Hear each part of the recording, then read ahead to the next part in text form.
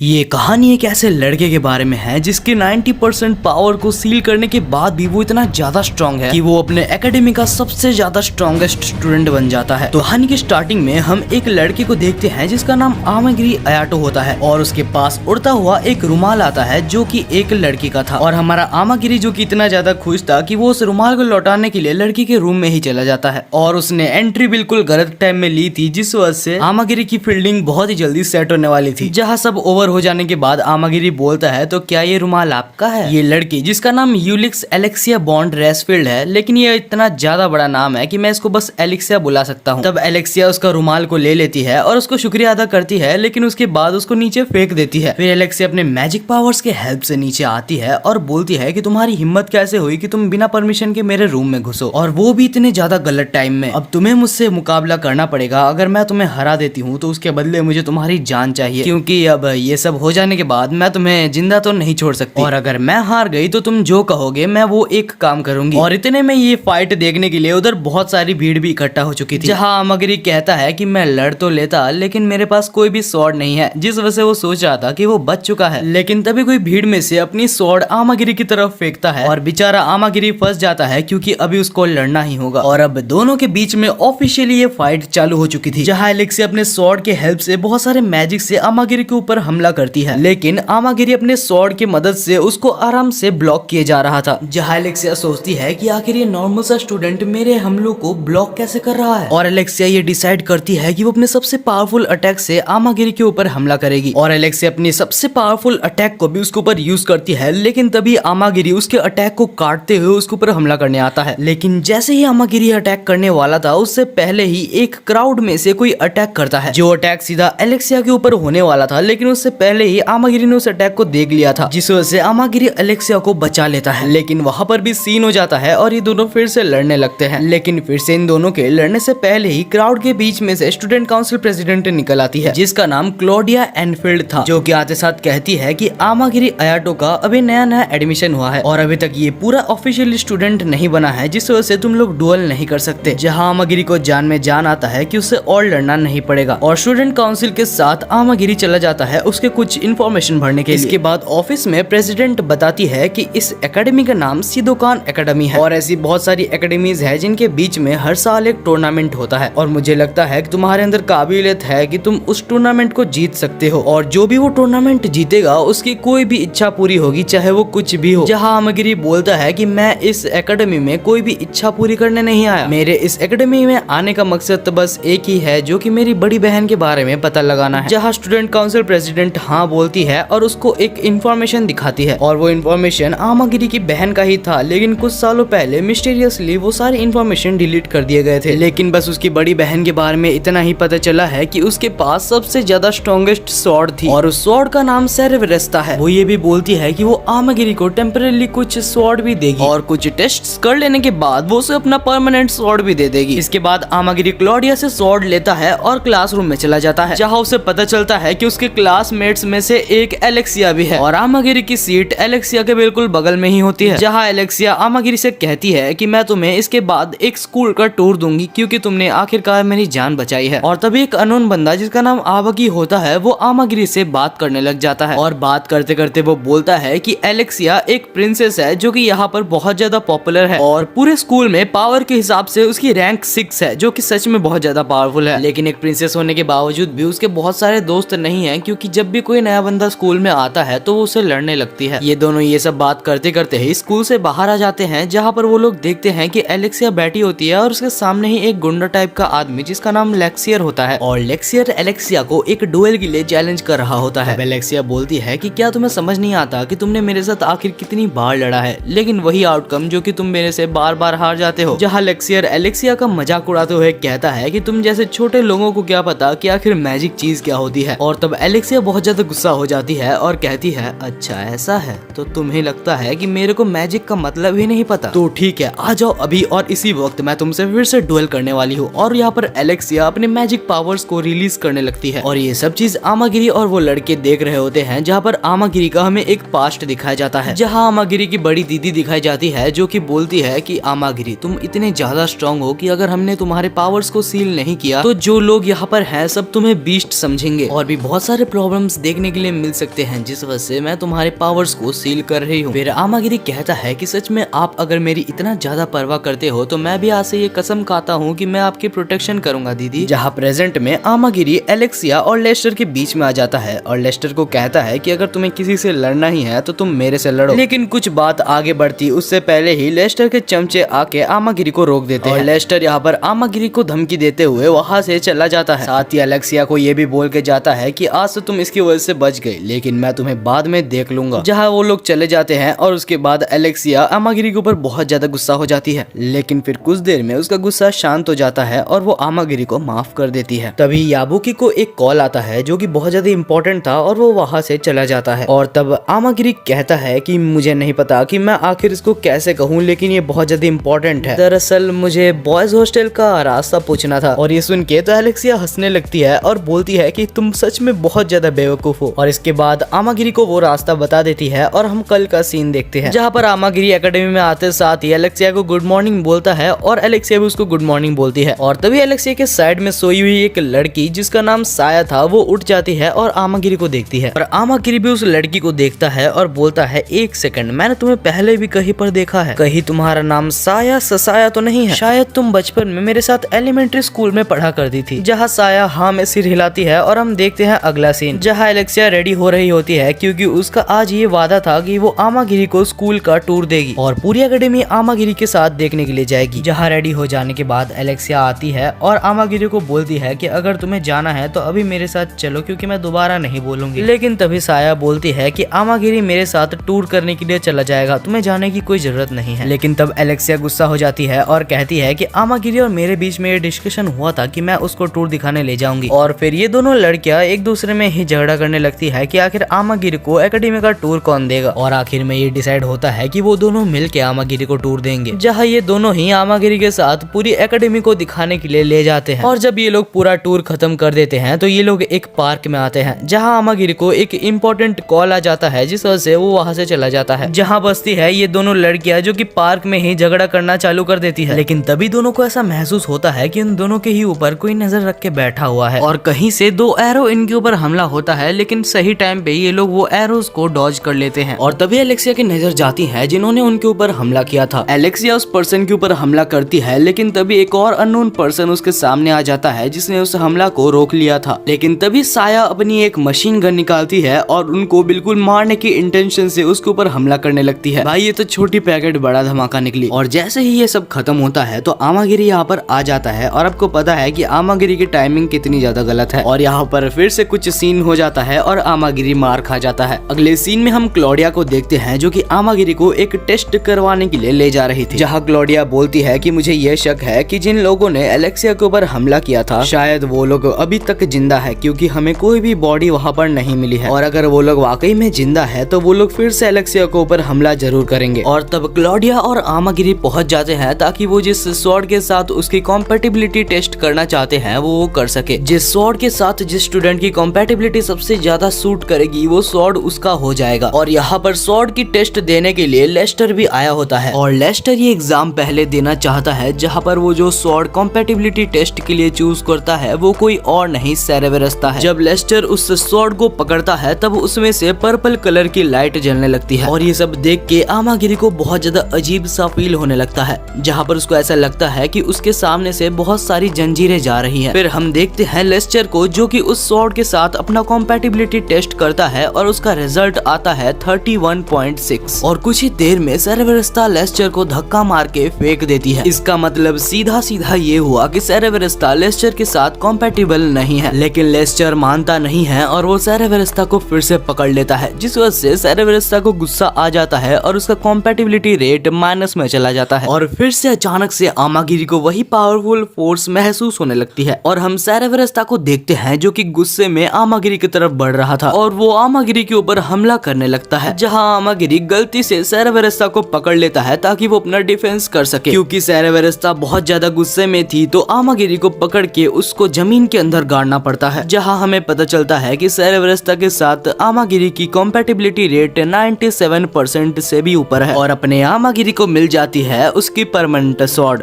अगले सीन में हम देखते हैं एलेक्सिया को जो कि आज बहुत सज धज के आई होती है क्योंकि वो आमागिरी को आज पूरा शहर का टूर देने वाली है, जहाँ वो लोग घूमते घूमते बर्गर किंग में जाके भी बहुत सारे बर्गर्स खाते हैं। अब शाम हो चुकी थी जिस वजह से ये लोग अपने घर जा रहे थे, लेकिन तभी ये लोग देखते हैं कि सामने कुछ गैंग्स मिलके लड़ाई कर रहे हैं, जहाँ एलेक्सिया बोलती है कि मुझे अच्छे से पता है कि ये कोई लड़ाई नहीं कर रहे हैं, ये लोग नाटक कर रहे हैं ताकि ये लोग मुझे मार सके। जो भी इनको ये करने के लिए बोला है उन्होंने ये पक्का बोला होगा कि तुम लोग लड़ने की एक्टिंग करना और जब यहाँ पर एलेक्सिया गुजरेगी तो अचानक से उसे मार देना। और होता भी कुछ ऐसा ही है कि अचानक से एक जन यहाँ पर एलेक्सिया के ऊपर हमला करता है, लेकिन तभी दोनों टाइम रहते हुए बच जाते हैं और अब आमागिरी और एलेक्सिया दोनों ही लड़ने के लिए तैयार हो जाते हैं और 2 मिनट से भी कम टाइम में एलेक्सिया और आमागिरी मिलके सबको हरा देते हैं। कुछ देर बाद एलेक्सिया वहाँ पर मौजूद एक जन से पूछती है कि अगर तुम्हें अपने सिर पे मौजूद इतने से भी बाल चाहिए तो मुझे बोल दो कि आखिर तुम्हें ये सब करने का ऑर्डर किसने दिया था। जहाँ वो आदमी डरते डरते बोलता है कि वो आदमी एक काला कोट पहना हुआ था जिस वजह से हम उसके शक्ल को नहीं देख पाए। और उसके बाद वो आदमी वहाँ पर इशारा करता है जहाँ हम देखते हैं पेड़ के पीछे एक काला कोट पहना हुआ आदमी दोनों के ऊपर नजर रख रहा था। जहाँ वो आदमी भागने लगता है और आमागिरी और एलेक्सिया दोनों ही उनका पीछा करने लगते हैं और उनका पीछा करते वक्त आमागिरी के ऊपर भी हमला होता है, लेकिन वो एरो को डॉज करते हुए उसके थोड़े से कपड़े फट जाते हैं। लेकिन तभी एलेक्सिया रुक जाती है और बोलती है कि आमागिरी मुझे माफ कर देना, मैंने तुम्हें ये सब में घसीट लिया, छोड़ो उनको जाने दो, कभी ना कभी मैं तो उनको पकड़ ही लूंगी। और एलेक्सिया आमागिरी को बोलती है कि आज रात को मेरे घर आना, मुझे तुमसे कुछ इम्पोर्टेंट डिस्कस करना है। रात को जब आमागिरी एलेक्सिया के घर पहुंचता है तब एलेक्सिया आमागिरी को देख के बोलती है कि जल्दी से अपनी शर्ट उतारो, जहाँ आमागिरी चौंक जाता है और बोलता है कि तुम ये क्या बोल रही हो। तब एलेक्सिया को रियलाइज होता है कि आखिर उसने ये क्या कह दिया और फिर वो बोलती है कि मैं तो सिर्फ तुम्हें अपना शर्ट उतारने इसलिए बोल रही थी ताकि मैं तुम्हारे वो फटे हुए शर्ट को सिल सकूं। और तब आमागिरी बोलता है अगर ऐसी बात है तो मुझे कोई प्रॉब्लम नहीं है। और उसके बाद आमागिरी अपना शर्ट उतार के एलेक्सिया को दे देता है ताकि वो उस शर्ट को सिल सके। और फिर आमागिरी एक फोटो को नोटिस करता है जिसमें एलेक्सिया छोटी थी और उसके साथ कुछ प्रीस्ट्स और उसके कुछ फ्रेंड्स भी थे। जहां आमागिरी उस फोटो को उठाता है और बोलता है कि क्या ये तुम्हारी फोटो है, सच में बहुत अच्छी दिख रही हो। तब एलेक्सिया आमागिरी से वो फोटो छीन लेती है और बोलती है हाँ ये मेरी ही फोटो है। जब मैं छोटी थी तब मैं बहुत ज्यादा चंचल थी जिस वजह से मैं अपने महल से हमेशा भाग जाया करती थी और ऐसे ही एक दिन मुझे कुछ गुंडों ने पकड़ लिया, लेकिन तभी ये मोहल्ले के छोटे छोटे बच्चे आके मुझे बचा लेते हैं और ये लोग ऑर्फन्स हैं, यानी कि इनके माता पिता नहीं हैं। और फिलहाल जो चर्च में ये लोग अभी रह रहे हैं वहाँ पर पैसों की बहुत ज्यादा दिक्कत है और यहाँ पर मैंने अपने माता पिता से भी पूछा था कि वो लोग उनको कुछ पैसे दे दे, लेकिन उन्होंने मना कर दिया, जिस वजह से मैं इस एकेडमी में आई हूँ ताकि मैं इस टूर्नामेंट को जीतने के बाद पैसों की डिमांड करूंगी और पैसों से मैं उस चर्च के छोटे छोटे बच्चों की भी मदद कर सकती हूँ। और वो ये भी बताती है कि जो रुमाल तुमने मुझे दिया था वो रुमाल भी इन्हीं लोगों ने मुझे सिल के दिया है। अगले सीन में हम आमागिरी और उसके दोस्त को देखते हैं जो कि देखते हैं कि एलेक्सिया एक लेटर को पढ़ रही थी और ये साफ था कि वो लेटर कोई आम लेटर नहीं है क्योंकि एलेक्सिया के मुंह में साफ दिख रहा था कि वो कितनी ज्यादा टेंशन में है। और कुछ देर बाद एलेक्सिया आमागिरी से बिना बात किए हुए चुपचाप वहाँ से चली जाती है। जब आमागिरी और उसके दोस्त कॉरिडोर में जा रहे थे तभी वहाँ पर सामने क्लोडिया दिखती है, जहाँ आमागिरी इस बारे में क्लोडिया से बात करता है। तब क्लोडिया भी टेंशन में आ जाती है और बोलती है ये बिल्कुल भी नॉर्मल चीज नहीं है क्योंकि ये तो कंफर्म है कि वो लेटर पक्का उन्हीं लोगों में से आया होगा जो एलेक्सिया को मारना चाहते हैं और एलेक्सिया हम लोग को टेंशन नहीं देना चाहती, जिस वजह से वो अकेले ही उनसे लड़ने चली गई। अब आमागिरी भी टेंशन में आ चुका है कि आखिर वो एलेक्सिया को कैसे बचाए।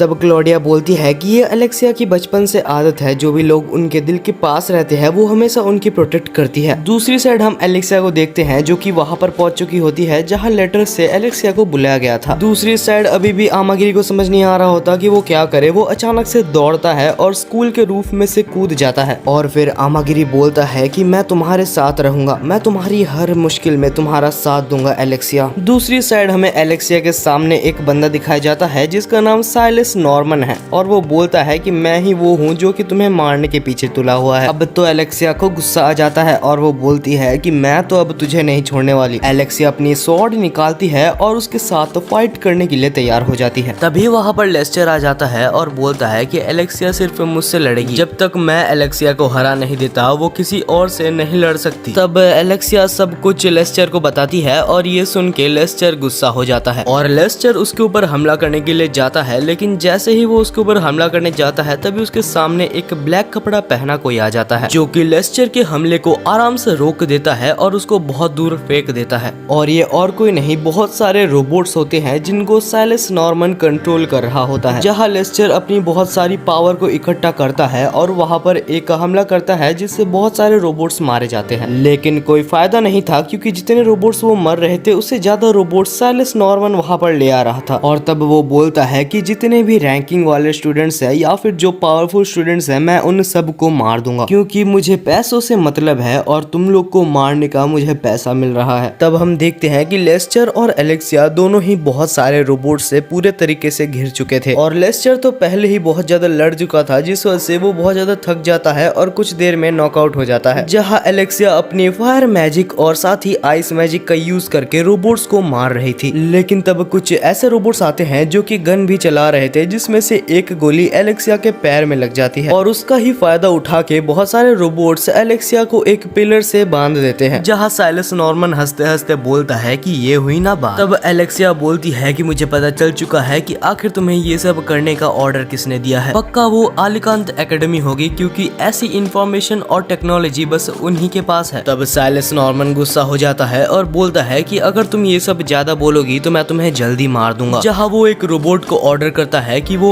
एलेक्सिया को मार दे और वो रोबोट हथियार उठा के एलेक्सिया को मारने ही वाला होता है, लेकिन तभी हमारी हीरो की एंट्री हो जाती है। आमागिरी अयाटो आते साथ ही वहाँ पर दोनों रोबोट्स को मार देता है और एलेक्सिया को बचा लेता है। लेकिन जैसे ही एलेक्सिया आमागिरी को देखती है तो वो गुस्सा हो जाती है और बोलती है कि आखिर तुम इधर क्यों आए? आमागिरी, क्या तुम्हें मरना है? मैं तुम्हें वहाँ पर छोड़ के आई ताकि तुम सेफ रहो। तब आमागिरी बोलता है लेकिन मैं आखिर तुमको कैसे अकेला छोड़ देता, तुम ही तो हो जिसने मेरे ऊपर भरोसा किया है। और ये सुनकर तो एलेक्सिया शर्माने लगती है, लेकिन तभी बहुत सारे रोबोट्स आके आमागिरी के ऊपर हमला करने लगते हैं। जहाँ आमागिरी अपने पावर्स को रिलीज करने लगता है और हम देखते हैं कि वहाँ बहुत ज्यादा मैजिकल एनर्जी हो जाती है और हम देखते हैं कि कुछ ही सेकंड्स के अंदर यहाँ पर जितने भी रोबोट थे सारे मर चुके होते हैं। और ये देख के तो साइलस नॉर्मन भी चौंक चुका था कि आखिर एक आदमी इतना जल्दी मेरे रोबोट्स को कैसे मार दिया, और वो भी सिर्फ एक ही हाथ से, क्योंकि दूसरे हाथ से तो उसने एलेक्सिया को उठा के रखा है। वो गुस्से में नॉर्मन एक बहुत ही बड़े रोबोट को समन कर लेता है और वो रोबोट आमागिरी की तरफ बढ़ रहा था, लेकिन तभी आमागिरी शिनरे रियू स्टाइल से जाके उस रोबोट को बीच से काट देता है। जहाँ साइलस नॉर्मन समझ चुका था कि वो यहाँ पर जीत नहीं सकता, जिस वजह से वो एक रोबोट के ऊपर चढ़ जाता है और उसके ऊपर चढ़ के उड़ने लगता है। जहाँ आमागिरी बोलता है ये तो बहुत ही बुरा हुआ क्योंकि मैं तो उड़ ही नहीं सकता। तब एलेक्सिया बोलती है कि चिंता मत करो और उसके बाद एलेक्सिया अपने मैजिक के हेल्प से वहाँ पर कुछ पंख लगा देती है। जहाँ उड़ के आमागिरी और एलेक्सिया जाते हैं और आमागिरी यहाँ पर उस रोबोट को बीच में से काट देता है, जिस वजह से साइलस नॉर्मन आसमान से सीधा नीचे गिरता है और हम देखते हैं कि नीचे क्लॉडिया थी जो कि उसको पकड़ने के लिए पहले से तैयार थी। दूसरी तरफ एलेक्सिया और आमागिरी चैन की सांस लेते हैं कि चलो ये सब तो खत्म हुआ, लेकिन अचानक से तब आमागिरी को बहुत ज्यादा दर्द होने लगता है और हम देखते हैं कि वो चेन्स उसको फिर से बांधने लगती है और आमागिरी कुछ ही टाइम में बेहोश हो जाता है। जहाँ की एलेक्सिया कुछ भी समझ नहीं पाती और वो उसको नीचे लाती है। जहाँ हमें फिर से आमागिरी का पास्ट दिखाया जाता है, जहाँ उसकी बड़ी दीदी बोलती है मुझे माफ करना आमागिरी, लेकिन मुझे ये बहुत ही दुख के साथ करना पड़ रहा है। और इसके बाद आमागिरी की पावर्स को सील कर दिया जाता है।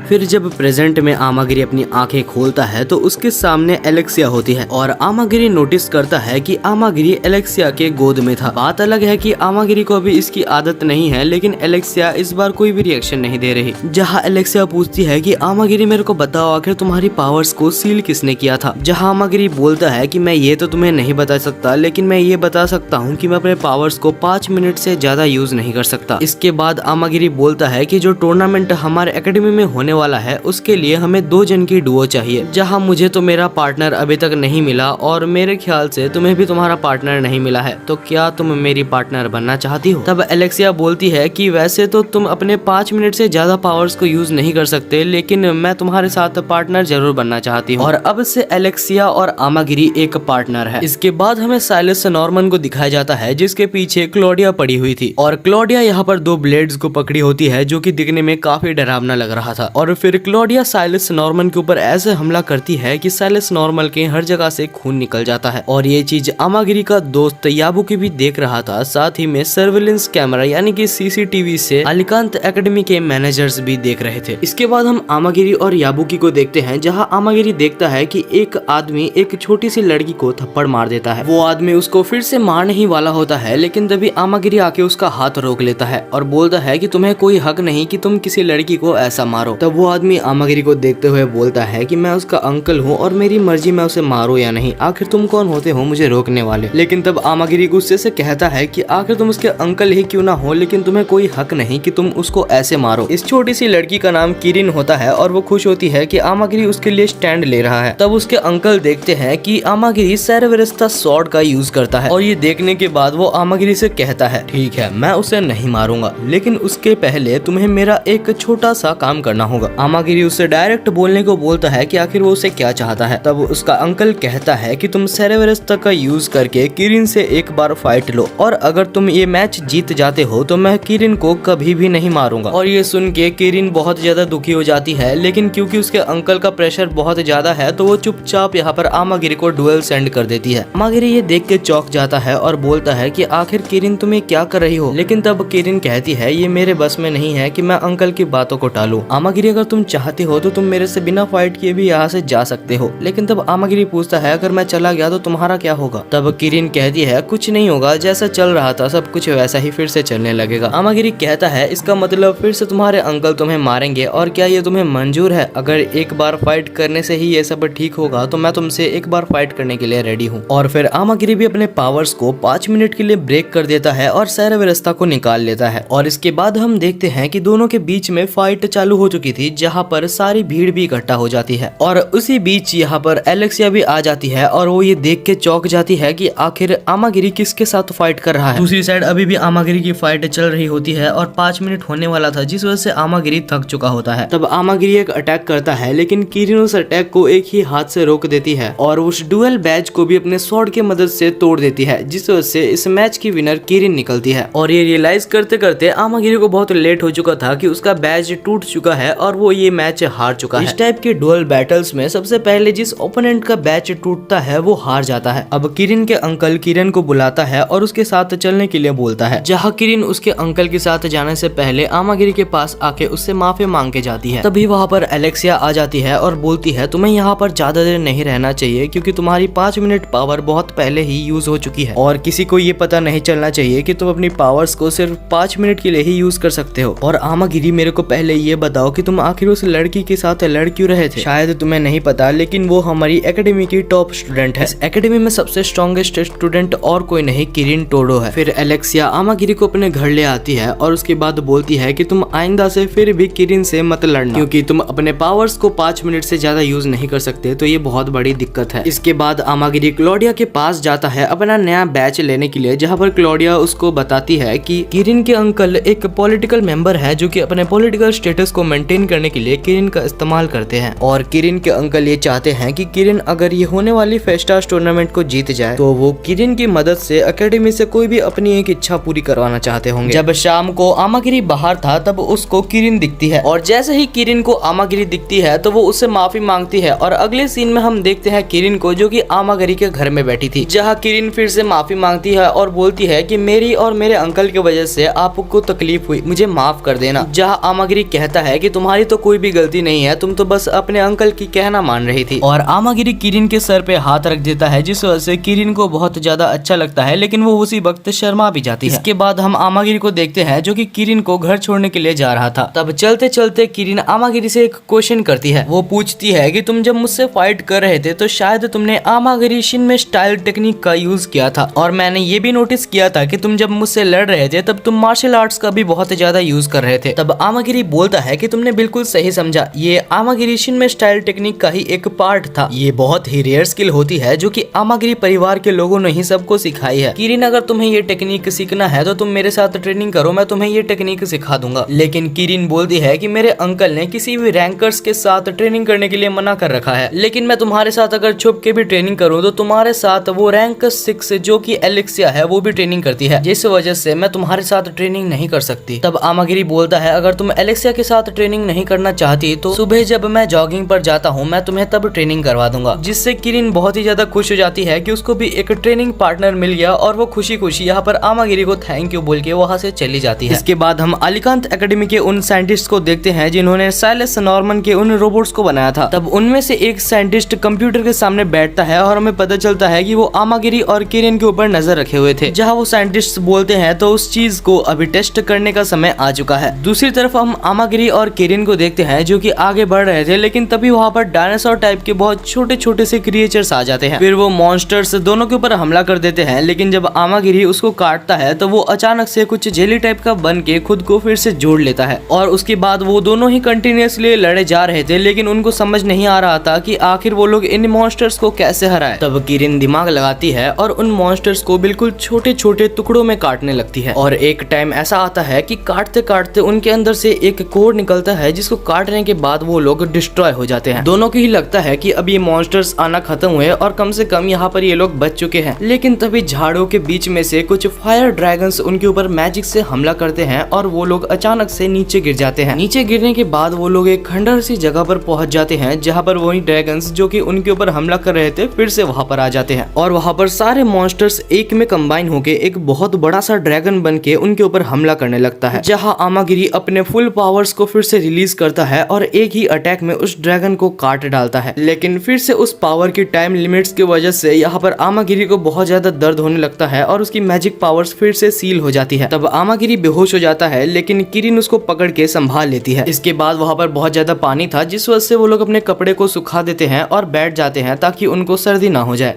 तब किरिन अपनी बैक स्टोरी बताने लगती है कि जब वो छोटी थी तब वो अपने पापा के साथ बहुत खुश थी और एक दिन ऐसे ही वो एक रेस्टोरेंट में खाने के लिए उसके पापा के साथ गई थी, लेकिन अचानक से एक आदमी ने उसके ऊपर हमला कर दिया और किरिन के पापा ने किरिन को बचाने के लिए उस हत्यारे की जान ले ली और पुलिस वाले वहाँ पर आके ये सिचुएशन को ना समझते साथ ही मेरे पापा को अरेस्ट कर लेते हैं। और उसके बाद से ही मैं अपने अंकल के साथ रहती आई हूँ और यही वजह है कि किरिन फेस्टास टूर्नामेंट में पार्टिसिपेट करना चाहती है कि अगर वो इस टूर्नामेंट को जीत जाए तो वो अपने पापा को जेल से बाहर निकाल सके। आमागिरी पूछता है कि तुम्हारे अंकल जैसे तुम्हें ट्रीट करते हैं क्या वो तुम्हें चलेगा? तब किरिन रोते हुए कहती है कि मुझे बिल्कुल भी ये नहीं पसंद। तब आमागिरी किरिन के सर पे हाथ रखता है और उसे हौसला देता है और तब वहाँ पर रेस्क्यू टीम भी आ जाती है और वो लोग वहाँ से निकल जाते हैं। अगले सीन में किरिन को दिखाया जाता है जो कि उसके अंकल के पास जाके उसको डायरेक्ट बोलती है कि मैं आपके लिए और काम नहीं करूंगी। जहाँ उसके अंकल ये सुन के बहुत ज्यादा गुस्सा हो जाते हैं और उसको एक थप्पड़ मार देते हैं, लेकिन इस बार किरिन रोती नहीं और वहाँ पर खड़ी रहती है। ये देख के उसके अंकल को और ज्यादा गुस्सा आ जाता है और वो उसको एक जोर का पंच मारने वाला होता है, लेकिन इस बार किरिन उसके हाथ को रोक देती है।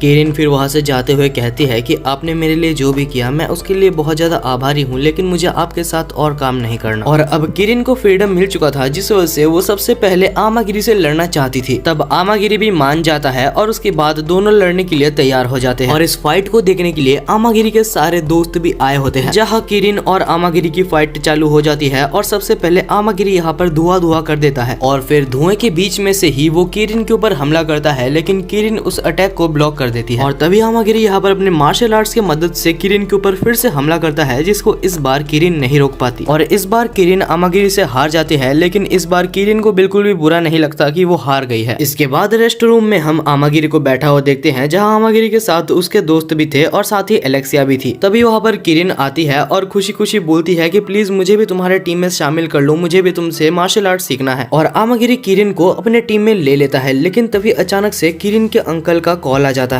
जहाँ उसके अंकल बोलते हैं कि तुम मेरे बिना परमिशन के आमागिरी के साथ कैसे डुएल कर सकती हो। और उसके अंकल उसके ऊपर फिर से चिल्लाने लगते हैं। तभी किरिन के अंकल वहाँ पर भी आ जाते हैं और किरिन को ब्लैकमेल करते हुए बोलते हैं कि अगर तुम मेरी बात नहीं मानोगी तो तुम्हारे पापा को हमेशा जेल में ही रहना पड़ेगा। और उसके बाद वो किरिन को फिर से एक थप्पड़ मारने वाला होता है, लेकिन तभी आमागिरी उसके हाथ को रोक लेता है और बोलता है कि किरिन ने तुम्हारे साथ काम करने से मना कर दिया है, जिस वजह से अगर तुम उसके ऊपर हाथ उठाते हो तो तुम्हारे ऊपर लीगल केस भी हो सकता है। जिस वजह से यहाँ पर उसके अंकल चुपचाप वहाँ से चले जाते हैं। इसके बाद हम अलीकांत एकेडमी का सीन देखते हैं जहाँ पर बहुत सारे रोबोट्स अच्छे अच्छे खिलाड़ियों को भी मार रहे थे। और इसके बाद तभी हमें उन साइंटिस्ट को भी दिखाया जाता है जो कि कहते हैं कि अच्छा हुआ कि हमने इन रोबोट्स को बना लिया। इन रोबोट्स के पास जितनी शक्तियां हैं किसी भी लिविंग थिंग्स के पास नहीं हो सकती। और इसके बाद फिर से सीन चेंज होता है जहाँ हम एक डर्क नाम के आदमी को देखते हैं जो कि रिवॉल्व डार्क इंस्टीट्यूट का मेंबर था, या हम उस एकेडमी का प्रेसिडेंट भी बोल सकते हैं। और वो एक कैदी के पास जाता है जिसका नाम एरिन था। उसके पास जाके वो एक आदमी को मारने का कॉन्ट्रैक्ट साइन करता है और वो आदमी कोई और नहीं आमागिरी अयाटो था। जहाँ एरिन इस मिशन को एक्सेप्ट कर लेती है और बोलती है कि आपका काम हो जाएगा। और इसके बाद हमें अपना सेदोकान एकेडमी दिखाया जाता है जहाँ पर फेस्टास टूर्नामेंट आज चालू होने वाला था। और बात ये है कि जितने भी एकेडमी से स्टूडेंट आएंगे वो मेन टूर्नामेंट सेदोकान एकेडमी में ही होने वाला है। वहाँ हमें पता चलता है कि साया और किरिन ने अपना एक टीम बना लिया है। और वहाँ सेदोकान एकेडमी के हेड बोलते हैं कि इस टूर्नामेंट में रोबोट्स भी पार्टिसिपेट कर सकते हैं। कुछ देर बाद हमें वहाँ के हेड इस टूर्नामेंट के रूल्स बताते हैं। ये टूर्नामेंट दो लोगों के टीम में होने वाली है, जहाँ ओपोनेंट टीम अगर तुम्हारे टीम की बैच को तोड़ देती है या फिर तुम्हें बेहोश कर देती है तो वो जीत जाएगी। फिर फेस्टास टूर्नामेंट का पहला मैच चालू हो जाता है जहाँ पर एलेक्सिया और आमागिरी आते हैं। उनके सामने उनके दो ओपोनेंट्स आते हैं और ये मैच चालू हो जाता है। जहाँ जैसे ही मैच चालू होता है आमागिरी अपने पावर्स को अनलॉक करता है और इतने स्पीड में जाके उनके बैच को काट देता है कि उनको पता तक नहीं चलता। और वो दोनों इस मैच को जीत जाते हैं, जहाँ पर वो लोग फिर से अपने रेस्ट रूम में जाने लगते हैं। और अब सेकंड मैच चालू होने वाला था जहाँ पर ओपोनेंट्स में थे दो रोबोट्स जिनका नाम ARD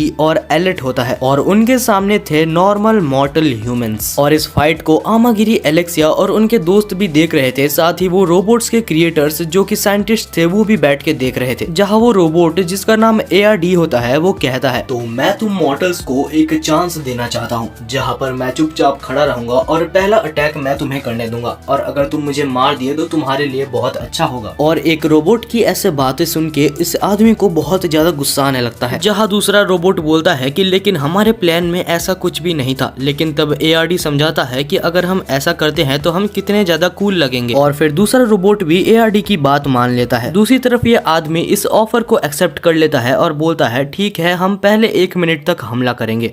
जहाँ पर ये आदमी अपने पावर्स को अनलिश करता है और ARD के ऊपर हमला करने के लिए जाता है। लेकिन जैसे ही वो उसके ऊपर हमला करता उससे पहले ही ARD का बैरियर एक्टिवेट हो जाता है और उसका पावर बिल्कुल यूजलेस हो जाता है। और ये देख के वो आदमी और ज्यादा गुस्से में आ जाता है और अपना सबसे पावरफुल मूव भी यूज करता है, लेकिन वो भी ARD के ऊपर नाकामयाब था। साथ ही उसका दूसरा रोबोट जिसका नाम एलेट था, उसका दूसरा साथी भी उसके ऊपर हमला कर रहा था, लेकिन वो भी उसको कुछ नहीं कर पा रहा था। फिर से कुछ देर लड़ने के बाद जब ह्यूमंस की टीम हार मान जाती है तब रोबोट्स की टीम अपने पास से एक हैमर टाइप का वेपन निकालते हैं और दोनों का सिर फोड़ देते हैं। वहाँ बैठी पूरी ऑडियंस शॉक में थी कि आखिर ये क्या हो रहा है। साथ ही आमागिरी, एलेक्सिया और उसके दोस्त भी ये सब देख के बिल्कुल हैरान थे। अगले सीन में हम आमागिरी और एलेक्सिया को देखते हैं जो कि बाहर किसी काम से जा रहे थे, लेकिन तभी वो सामने देखते हैं कि बहुत ज्यादा भीड़ इकट्ठा हुई है और उस भीड़ के अंदर इरिन जो कि वो असैसिन थी वो एक जन को पीट रही होती है। और जैसे ही आमागिरी और एलेक्सिया अंदर जाते हैं तो इरिन आमागिरी को देख लेती है और उसको याद आता है कि आखिर उसको आमागिरी को ही तो मारना है। और फिर इरिन आके आमागिरी को डुएल के लिए चैलेंज करने लगती है और अचानक से अपने डेडली वेपन को भी समन कर लेती है। लेकिन तभी इरिन की बहन जिसका नाम प्रिसिला ओर्जेस था वो वहाँ पर आ जाती है और बोलती है कि दीदी आप ये सब क्या करते रहती हो। फिर वो आमागिरी और एलेक्सिया से माफी मांगती है, साथ ही एरिन को भी माफी मंगवाती है। और कोई तो रीजन था, लेकिन एरिन यहाँ पर उसकी छोटी बहन से बहुत ज्यादा डर रही थी। और इनके जाने के बाद एलेक्सिया बोलती है कि प्रिसिलिस ओर्जेस का बहुत ज्यादा मिस्टीरियस काम है, उसके बारे में हमारे पूरे एकेडमी में कोई भी इंफॉर्मेशन नहीं मिली है। आमागिरी हमें नहीं पता कि आखिर वो हमें डुएल के लिए चैलेंज क्यों कर रहे थे, तो हमें थोड़ा सा बच के रहना चाहिए। दूसरी तरफ हमें साया और किरिन का पहला मैच दिखाया जाता है और उनके ओपोनेंट्स भी अच्छे खासे टीम से आए होते हैं। जहां मैच चालू होते साथ किरिन आसानी से जाती है और अपने ओपोनेंट का बैच को काट देती है। साथ ही साया अपने मशीन गन को सीधा एक स्वॉर्ड के तरह और साथ ही डिफेंस के तरह यूज कर रही थी, जहां वो अपने मशीन गन से शूट करके अपने ओपोनेंट को बेहोश कर देती है और दोनों ही इस मैच को जीत जाते हैं। अब फिर से आमागिरी और एलेक्सिया का एक मैच था जहां इस बार एलेक्सिया पहले जाती है। जहां एक स्टूडेंट एलेक्सिया के ऊपर हमला करती है, लेकिन क्योंकि वो फिसल गई थी तो एलेक्सिया उसको आराम से हरा देती है। जहां दूसरी स्टूडेंट एलेक्सिया के ऊपर हमला करने से पहले ही वो एलेक्सिया के ट्रैप में फंस जाती है और फिर एलेक्सिया फायर मैजिक के हेल्प से इस मैच को भी जीत जाती है। और अभी ऑफिशियली एलेक्सिया और आमागिरी अपने सेकंड मैच को भी जीत चुके थे। अगले सीन में हम आमागिरी और एलेक्सिया को देखते हैं जो कि एक जगह पर बैठे हुए थे और एलेक्सिया बोलती है, आमागिरी मैंने सेकंड मैच को जिताया है, तो क्या तुम मुझे इसका कोई इनाम नहीं दोगे? जहाँ आमागिरी को याद आता है कि कैसे उसने साया और केरिन के सिर पे हाथ रखा था, और तब आमागिरी एलेक्सिया के सर पे भी हाथ रख के उसके सर को सहलाता है, जहाँ एलेक्सिया नहीं पता क्यों लेकिन वो बहुत ज्यादा खुश हो जाती है।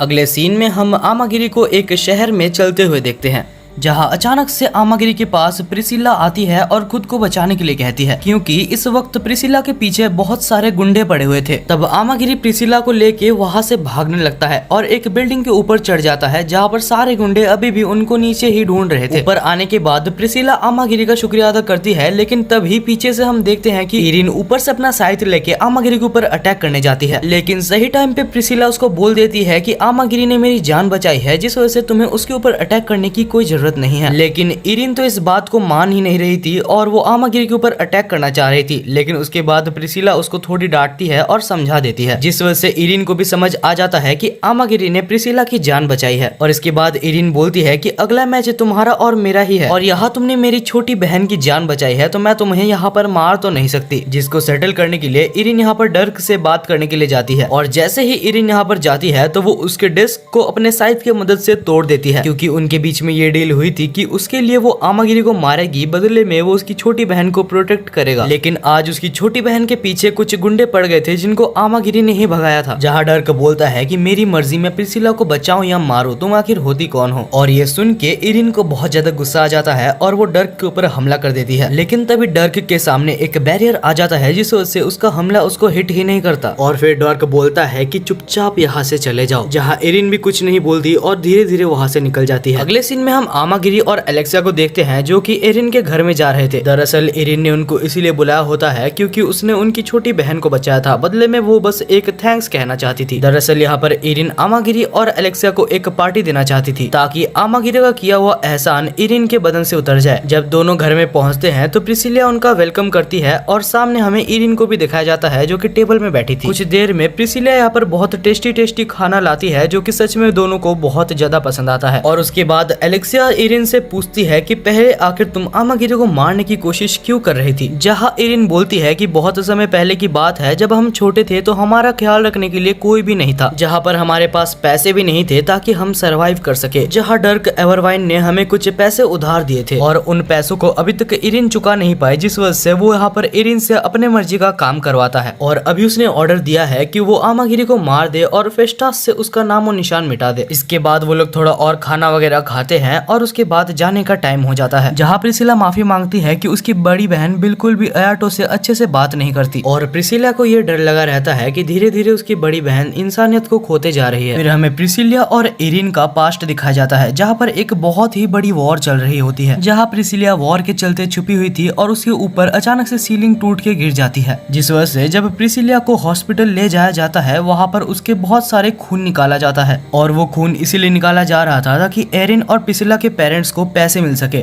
क्योंकि प्रिसिला के पास जो खून है वो एक रीजनरेशन का खून है। ये समझ लो कि वो खून बहुत ज्यादा रेयर होता है, जिस वजह से यहाँ पर उसके बदले उनके पेरेंट्स को पैसे मिल रहे थे। इस चीज का पता इरिन को लग जाता है और वो प्रिसिला को लेके वहाँ से भाग जाती है। ये सब वो सपना होता है जो कि इरिन सो के देख रही थी, जहाँ पर प्रिसिला उसको आके उठाती है और बोलती है कि आज तुम्हारा मैच है। अगले सीन में हम मैच के मैदान में देखते हैं, जहाँ पर इरिन और प्रिसिला, दूसरी साइड में आमागिरी और एलेक्सिया होती है। और जैसे ही ये फाइट चालू होती है, आमागिरी अपने पावर्स को अनलॉक करता है और प्रिसिला के ऊपर हमला करने चला जाता है, जहाँ पर एलेक्सिया भी एरिन के ऊपर हमला करती है, लेकिन एरिन अपने साइड की मदद से उसके हमलों को रोक रही थी। यहाँ आपको ये पता होना चाहिए कि एरिन का जो साइड है वो रीजनरेशन ब्लड का रिक्वायरमेंट मांगता है, जिस वजह से एरिन को अपना साइड चलाने के लिए प्रिसिला का खून पीना पड़ता है और प्रिसिला इसीलिए कमजोर हुए जा रही थी। और इसके बाद एरिन बहुत सारे बबल्स के साथ आमागिरी के ऊपर अटैक करती है, लेकिन आमागिरी उसको धीरे धीरे काटे जा रहा था। और तब एलेक्सिया एरिन के नीचे एक मैजिक ट्रैप को सेट कर देती है, लेकिन उस ट्रैप के ब्लास्ट होने से पहले ही इरिन ने अपने साइड की मदद से उस ट्रैप को ही डिसमेंटल कर दिया था। लेकिन इरिन को क्या पता था कि एलेक्सिया ने उससे भी 10 गुना बड़ा ट्रैप उसके नीचे ही छुपा रखा है। और अब वो बड़ा वाला ट्रैप एक्टिवेट हो जाता है और अचानक से एक बहुत ही ज्यादा बड़ा ब्लास्ट होता है। इतना बड़ा ब्लास्ट देख के प्रिसिला को एरिन की चिंता हो रही थी, जहाँ आमागिरी और एलेक्सिया सोचते हैं कि वो पक्का तो बेहोश हो ही गई होगी। लेकिन तब हम देखते हैं कि एरिन अभी तक अपने पैर पे खड़ी थी। उसने अपने अटैक के मदद से ही खुद को बचा लिया था, जहाँ उसको देख के प्रिसिलिया उसकी तरफ जाने लगती है, लेकिन अचानक से प्रिसिलिया को कुछ बहुत ही ज्यादा स्ट्रेंज महसूस होता है और इस बारे में आमागिरी को भी कुछ ठीक नहीं लग रहा था। तब हम देखते हैं कि इरिन प्रिसिलिया के ऊपर मर्डरर्स इंटेंट से बढ़ने लगती है, क्योंकि इरिन के ऊपर उसके साइत्य ने पूरी तरीके से कंट्रोल कर लिया था, जहां वो प्रिसिलिया को पकड़ के उसका खून फिर से पीने लगती है। और आमागिरी और एलेक्सिया इसको देख के भी कुछ नहीं कर पा रहे थे, क्योंकि उनके ऊपर बहुत ज्यादा ग्रेविटेशनल फोर्स आ चुकी थी। लेकिन जैसे तैसे आमागिरी आगे बढ़ता है और बोलता है कि इरिन आखिर तुम अपनी बहन के साथ ऐसा कैसे कर सकती हो। जहां 2 टाइम के लिए इरिन होश में आती है और प्रिसिलिया को फेंक देती है, लेकिन उसके बाद फिर से उसके साइत्य ने उसके ऊपर कंट्रोल कर लिया था और फिर से आमागिरी को बहुत ज्यादा अजीब लगने लगता है और वो देखता है कि उसकी सेरेब्रस्ता उसको कुछ इशारा कर रही है। और आमागिरी को अचानक से उसकी दीदी की याद आने लगती है और वो समझ जाता है कि आखिर ये सब क्या हो रहा है। अचानक से उसकी सेरेब्रस्ता के अंदर भी बहुत ज्यादा पावर आ जाता है और वो पर्पल से रेड में कन्वर्ट हो जाती है। फिर आमागिरी अचानक से जाता है और एरिन के हाथ से ग्रेविस साइड को हटा के उसको बीच में से तोड़ देता है, जिस वजह से अभी एरिन भी बिल्कुल नॉर्मल हो चुकी थी, लेकिन वो बेहोश हो जाती है। और इस मैच को ऑफिशियली आमागिरी और एलेक्सिया जीत चुके थे, जहां आमागिरी के पावर्स फिर से लॉक हो जाते हैं और वो बेहोश हो जाता है। और ये चीज बिल्कुल गलत टाइम और गलत प्लेस में हुई थी, क्योंकि ये चीज पूरी नेशनल टीवी में दिखाई जा रही थी, जहां डॉर्क और साथ ही सारे स्टूडेंट काउंसिल प्रेसिडेंट्स ये देख लेते हैं कि आमागिरी अपने पावर को बस 5 मिनट से ज्यादा यूज नहीं कर सकता और ये चीज बाद में आमागिरी को हराने में काम आ सकती है। अगले सीन में प्रिसिलिया और एरिन हॉस्पिटल में होते हैं, जहां जैसे ही प्रिसिलिया होश में आती है तो एरिन उससे माफी मांगती है और प्रिसिलिया उसको माफ भी कर देती है, क्योंकि आखिरकार वो उसकी बड़ी बहन है। इसके बाद हम आमागिरी को देखते हैं, जिसकी हालत सच में बहुत ज्यादा खराब थी और एलेक्सिया उसके ऊपर चिल्ला रही होती है, लेकिन तब आमागिरी एलेक्सिया के ऊपर कुछ लाइंस बोल देता है, जिसको सुन के एलेक्सिया शर्मा जाती है और दोनों के बीच में कुछ ऐसा होने वाला था, लेकिन गलत टाइम पे उसके सारे दोस्त वहां पर आ जाते हैं। ओ शिट यार, जो आपको देखना था उससे पहले ही ये फर्स्ट सीजन खत्म हो चुका है, लेकिन सीजन 2 में पक्का ये सब चीज तो होने ही वाला होगा। और अगर आप लोग यहाँ तक वीडियो देख रहे हैं तो मैं आपको एक कमेंट का टारगेट देता हूँ। अगर इस वीडियो में 150 कमेंट पूरे हो जाते हैं तो मैं आपके लिए सीजन 2 जरूर से ले आऊंगा। और यार भाइयों को लाइक करने के लिए तो बोलना भी नहीं पड़ता। तो तब तक के लिए मिलते हैं नेक्स्ट वीडियो में। अगर आपको ये वीडियो पसंद आई तो जरूर से सब्सक्राइब कर देना।